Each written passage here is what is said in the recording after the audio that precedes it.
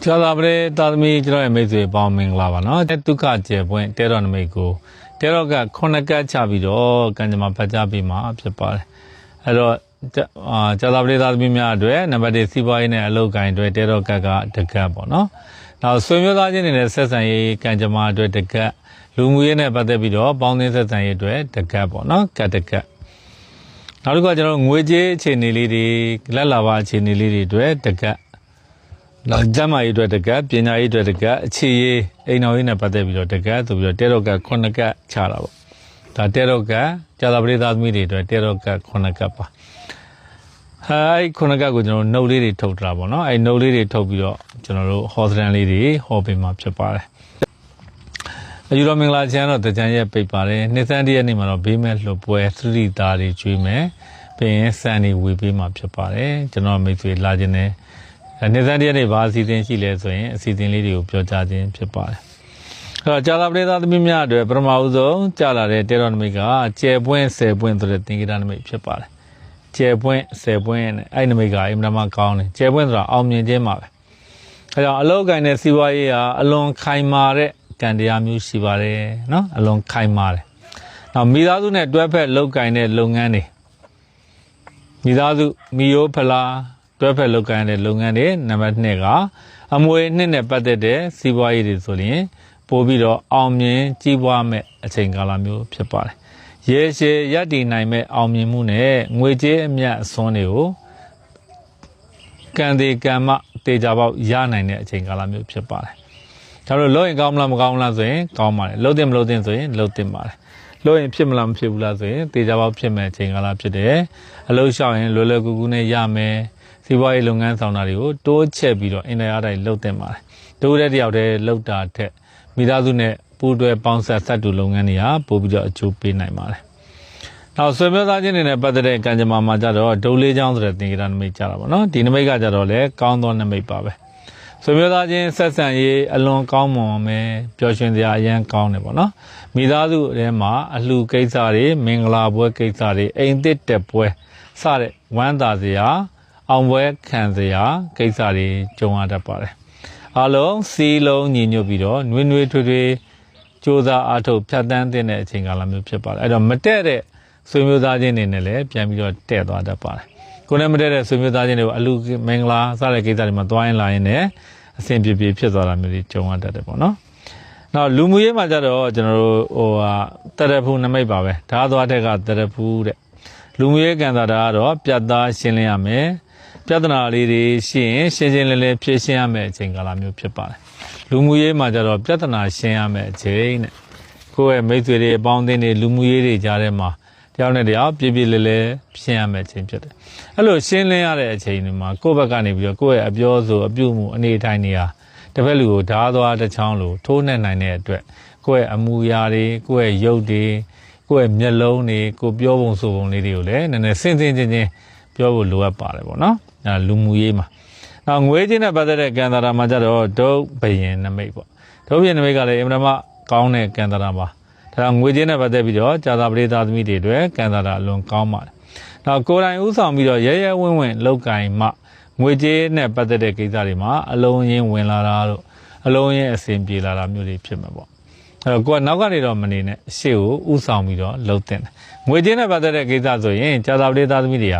ာဦးစီးဦးဆောင်လောက်ကင်ဆောင်ရွက်တင်တယ်ကိုယ့်ရဲ့မှန်ကန်တဲ့ဆုံးဖြတ်ချက်နဲ့တက်ကြွမှုကငွေကြေးလက်လာပါတွေကိုအများကြီးပေါ်ကျော်ပါစေမှာဖြစ်ပါတယ်ကိုကဆုံးဖြတ်ချက်မှန်မှန်ကန်ကန်ဦးစီးဦးဆောင်နဲ့ကြိုးစားပါလို့ဒါတိုက်တွန်းပါတယ်ငွေကြေးနဲ့ပတ်သက်တဲ့အကြောင်းတရားတွေပေါ့နော်ပတ်စံရစရာရှိတာတွေရဖို့ပေးစရာရှိတာတွေပေးနိုင်ဖို့ငွေကြေးနဲ့ပတ်သက်ပြီးတော့ပူပန်တော့ကကင်းဖို့လှုပ်ဆောင်တဲ့နေရာမှာကိုကခေါင်းမရှောင်နဲ့ကြာသာပရိသသမီးတွေကခေါင်းမချောင်ကြာသာပရိဥဆောင်ပြီးတော့လုပ်ပါတက်တက်ကြွကြွလုပ်ပါဆုံးဖြတ်ချက်မှန်မှန်ကန်ကန်ချမှတ်ပြီးလုပ်မယ်ဆိုရင်တေချာပေါငွေကြေးနဲ့ပတ်သက်ပြီးတော့အဆင်ပြေစေမှာဖြစ်ပါတယ်နောက်တစ်ခုကကျွန်တော်တို့ကျမ်းမာရေးပေါ့နော်ကျမ်းမာရေးနဲ့ပတ်သက်ရင်တော့မေရိုအီဆိုတဲ့နမိတ်ကြတာပေါ့မေရိုအီနမိတ်ကလည်းကောင်းသောနမိတ်ပါပဲအဲ့တော့ရုပ်တရက်ပြင်ပမှာမတိတာတဲ့ဖုံးကွယ်နေတဲ့ယောဂဝေဒနာတွေပေါ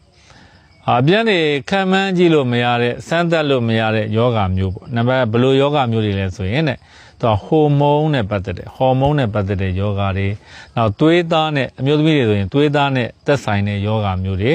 နောက်တော့မီးရက်နဲ့သက်ဆိုင်တဲ့ယောဂမျိုးတွေကိုသတိပြုသင်တယ်အမျိုးသားတွေမှာဆိုရင်တော့စိတ်ဖိစီးမှုတွေကိုရှော့ချပြီးတော့တရားထိုင်ပေးတာတို့အေးစေးစေးအနားယူတာတို့အာနာပါနလုပ်တာတို့ meditation လုပ်တာတွေကကျမ်းမာရေးကိုသိကြပါအထောက်ပံ့အထောက်အကူဖြစ်စေမှာဖြစ်ပါတယ်အဲ့တော့ကျမ်းမာရေးနဲ့ပတ်သက်ရင်အရင်မဆိုးဘူးဒါပေမဲ့အနားယူသင့်တယ်ပေါ့နော်ကျမ်းမာရေးပြီးသွားတဲ့အခါကျတော့ပညာရေးပေါ့ပညာရေးနဲ့ပတ်သက်တဲ့နမိတ်မှာကျတော့ခွက်ပရင်တဲ့ရည်မှန်းချက်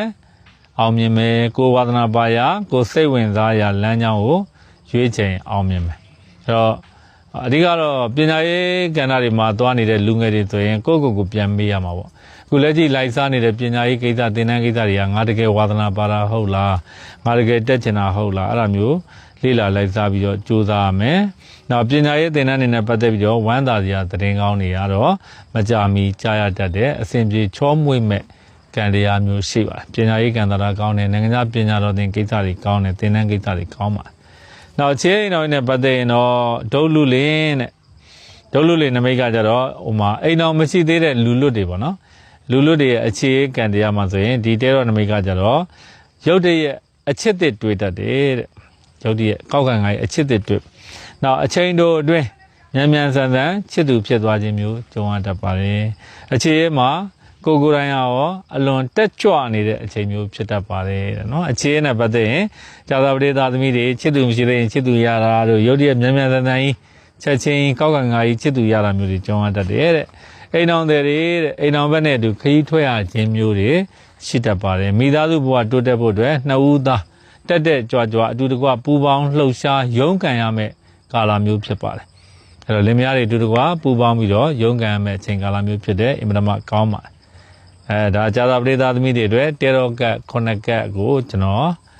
ဒုက္ခကျဝင်ဟောစတန်လေးဟောပေးခဲ့တာဖြစ်ပါတယ်